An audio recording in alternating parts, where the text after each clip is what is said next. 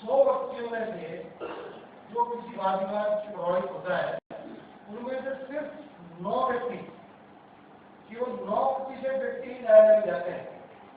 91% व्यक्ति तो न्यायालय में जाते ही नहीं है, उनको मालूम कि वहाँ जाने का और मामला मिल जाएगा।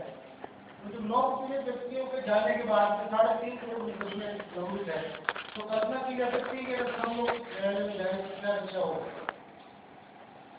वैसे मजाक में कहा भी जाता है कि भगवान 3 तरह के कोर्टों से हमें बचाए, 3 प्रकार के कोर्ट वालों से बचाए।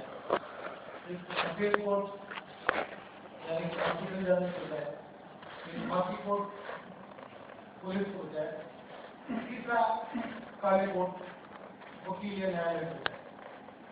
चाहे हम कितना भी, परंतु शारीरिक पीड़ा होती है तो हॉस्पिटल जाना ही पड़ता है, और मानसिक पीड़ा होती है तब खाकी कोर्ट या काले कोर्ट का सहारा लेना पड़ता है। यह भी बात आती है कि अपन जो छोटा सा प्रयास कर रहे हैं, परिचर्चा कर रहे हैं, क्या इसका विशेष लाभ होगा क्या। परंतु इस संदर्भ में मुझे एक चिड़िया की कहानी याद आती है। एक बार जंगल में आग लगी थी भीषण, सब जानवर और सब भाग गए, तो भीषण आग लगी थी। परंतु एक चिड़िया जो है अपने चोंच में थोड़ा सा पानी भर के लाती तालाब में से और आग जल रही थी, वह पानी डाल रही, फिर चोंच में पानी भर के लाती, फिर वह डाल दी। ये कौवा देख रहा था, वो बोला क्या चिड़िया तेरे को लगता है कि ये पानी भर भर के चोंच में लाई, इससे आग बुझ जाएगी।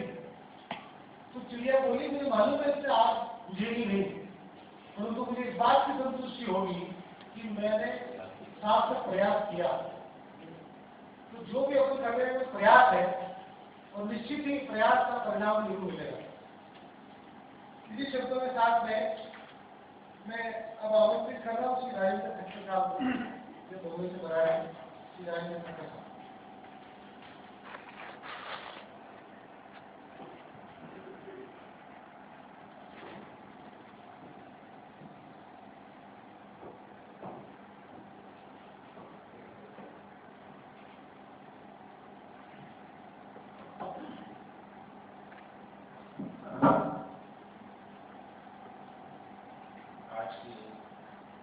सभा के अध्यक्ष श्री देवराजन जी, विशिष्ट अतिथि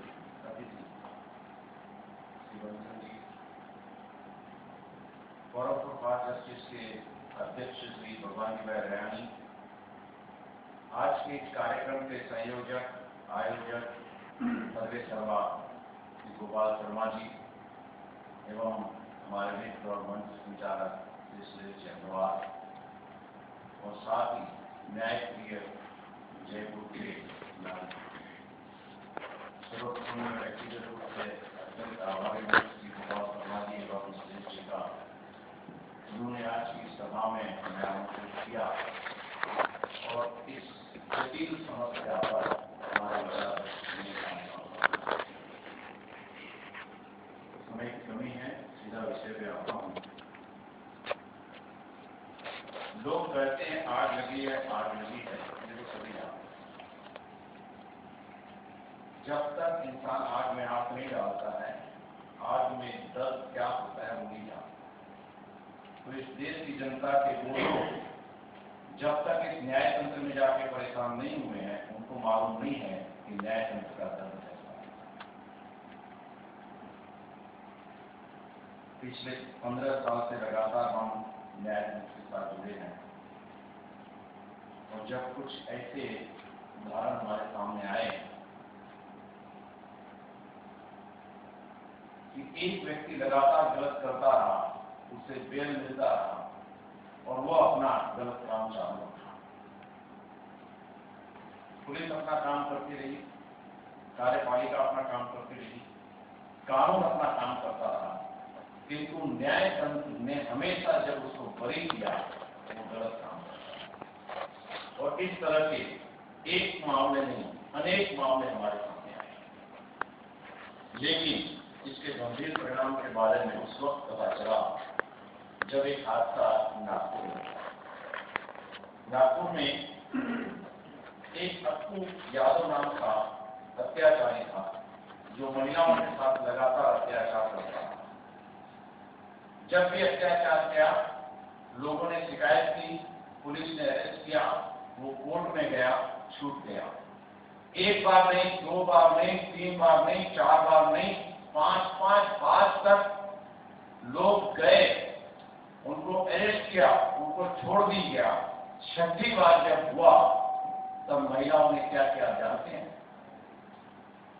जज के सामने वो व्यक्ति एक आरोपी बन के बैठा है, महिलाओं से अत्याचार सहन नहीं हुआ, 200 से अधिक महिलाएं न्यायतंत्र के परिसर में गए। वो जाने के बाद उन्होंने जज के सामने अप्पू यादव की हत्या कर दी।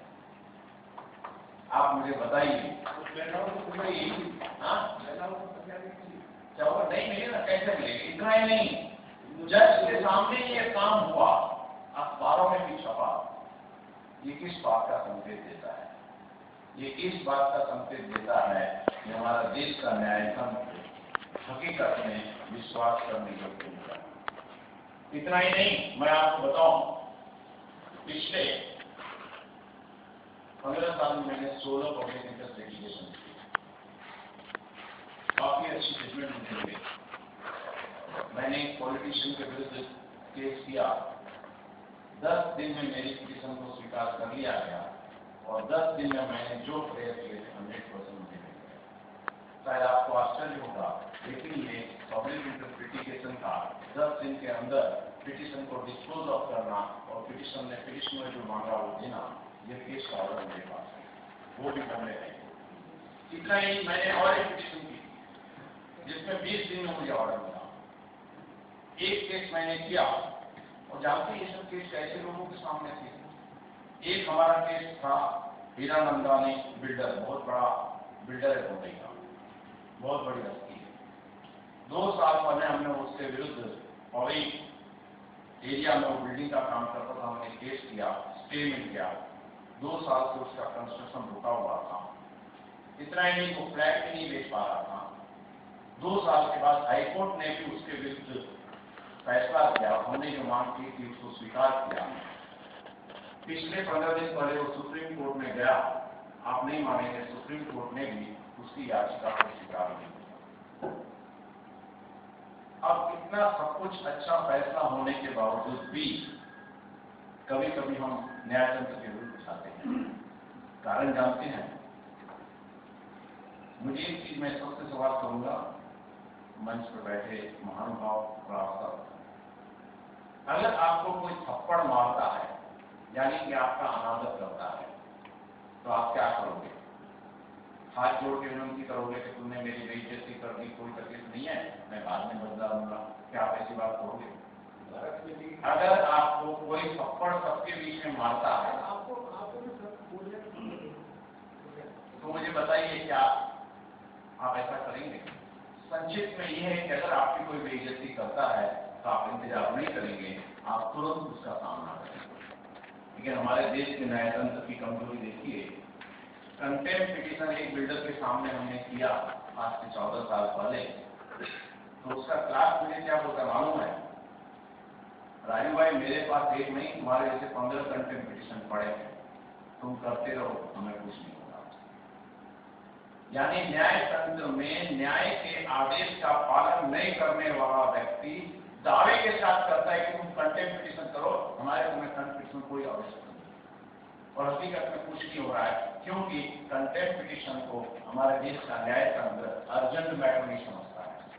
कंटेम्प्ट पिटीशन का मतलब ये हो गया कि न्यायतंत्र के द्वारा दिया गया न्याय का आदेश का पालन नहीं किया गया, तो भी इस देश का न्यायतंत्र इसे सीरियसली नहीं लेता।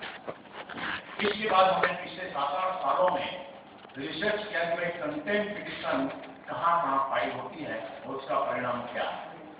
तो आप जानते हैं क्या लिखा? कितने सारे सुप्रीम कोर्ट के आदेश हैं जिसका पालन हमारा देश का लोकसभा ही नहीं करता है। हाई कोर्ट के आदेश का पालन राज्य सरकारें नहीं करती हैं। कितने सारे कोर्ट के पास हैं जिसका पुलिस डिपार्टमेंट भी इसका पालन नहीं करता है और न सरकारी तंत्र करता है। अब जिस देश में अगर न्यायतंत्र ने आदेश दे दिया और उसका पालन नहीं होता है और उसके बाद हम एक बार ट्राई करने गए कि भाई हमें जनहित याचिका करें, हमने एक जनहित याचिका की जिसमें 5 केस रिफर किए कि देखिए ये केस नंबर में आपने आदेश दिया है, इसके बावजूद भी सरकारी अधिकारी और राजनीतिज्ञ और राजनीतिक पार्टी कानून का खुलेआम उल्लंघन कर रहे हैं, कृपया हमको सजा दीजिए। आपकी जानकारी के लिए बता दें, पिछले 6 महीने से हम इंतजार कर रहे हैं, आज तक पिटीशन का हियरिंग नहीं हुआ। यानी ये बात हो गया कि आप न्यायतंत्र के आदेश का थप्पड़ मार दीजिए, न्यायतंत्र चुप बैठा रहेगा। आज ये परिस्थिति हमारे देश में हो चुकी है और अक्कुल यादव का केस जज ने फैसला नहीं किया, उन महिलाओं ने किया और जज ने कुछ नहीं कहा। ये खुशी की बात नहीं है, ये बड़ा ही गंभीर संकेत है कि हर व्यक्ति अगर इसी प्रकार से अपने तरीके से न्याय करेगा तो उसका परिणाम हमारे समाज में बहुत गंभीर हो सकता है। यानी अगर अक्कुल यादव को न्यायतंत्र के परिसर में जज के सामने हत्या कर देना, ये कोई प्रशंसनीय घटना नहीं है, इसमें हमें खुश होने की आवश्यकता नहीं है।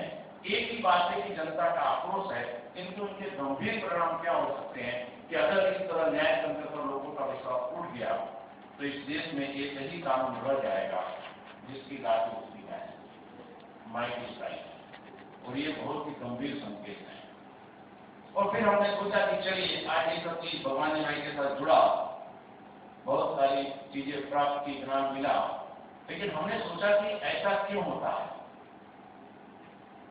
हम जब जोधपुर में थे तो हमारे मुंह से ये बात निकली, तो आप नहीं मानेंगे, वकील साढ़े थोड़े से बात करें, क्योंकि मैंने क्या देखा कि मैंने पूरा इतिहास निकाला तो पता क्या चला कि हमारे देश में जो आज न्याय पद्धति है वो न्याय क्यों नहीं कर पा रही है। वो इसलिए नहीं कर पा रही है कि न्याय की जो पद्धति है और जो विधायक जो कानून बनाता है वो हमारे देश के अंदर जो हमने स्वीकार की है वो जो है ब्रिटिश गवर्नमेंट की बनाई हुई दमन की नीति के आधार पर।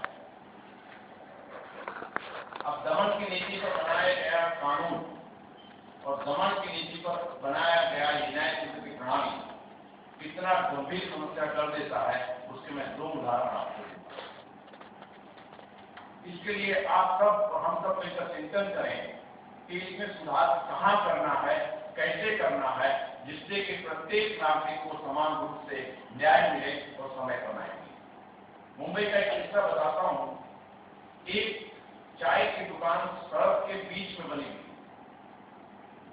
अब सड़क के बीच में चाय की दुकान थी, महानगर पालिका ने उसको डिमोलिश करने का निश्चय किया, तोड़ने के लिए गए, वो चाय का दुकान वाला सिटी सिविल कोर्ट में गया, स्टे लेकर आ गया, चाय की दुकान नहीं। थोड़े दिन के बाद सिटी सिविल कोर्ट में महानगर पालिका जीत गई, फिर मशीन लेकर तोड़ने के लिए गए, वो हाई कोर्ट में गया, वहां से स्टे लेकर आ गया। हाई कोर्ट में महानगर पालिका गई, हाई कोर्ट में जीत गई, वो भाई साहब सुप्रीम कोर्ट से ले गए। सुप्रीम कोर्ट ने आदेश दिया कि ये दुकान जो है वो इलीगल है, इसको तोड़ दिया जाए। लेकिन समय कितना लगा? पूरे 20 साल। अब एक क्षेत्रीय समस्या की चाय की दुकान का फैसला सुप्रीम कोर्ट करेगा तो इस देश में 322 करोड़ नहीं, कल 100 करोड़ केस पड़ेगा।